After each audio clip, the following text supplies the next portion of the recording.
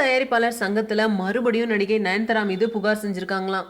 நடிகர் வெங்கடேஷ் நயன்தாரா இடையே ஏற்பட்டுள்ள மோதல் தொடர்பா இந்த புகார் கொடுக்கப்பட்டிருக்கு. நயன்தாரா தமிழ் தெலுங்கு பட உலகில் டாப் ஹீரோயின்.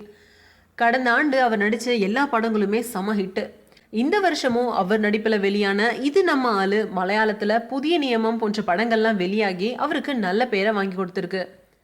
அடுத்து ஜீவாக்கு ஜோடியா நடிச்ச திருநாள் படம் அடுத்த மாசம் திரைக்கு வர இருக்கு.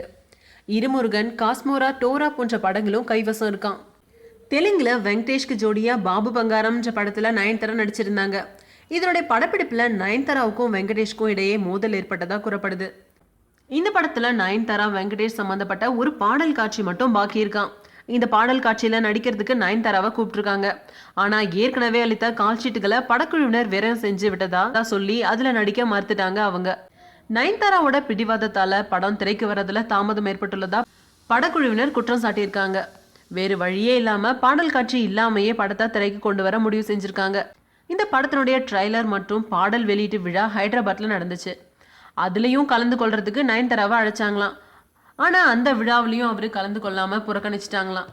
இது போன்ற விழாக்கள்ல பங்கேற்க மாட்டேன் அப்படின்னு படம் ஆரம்பிக்கும் போதே நயன்தாரா சொல்லிட்டாங்களாம்.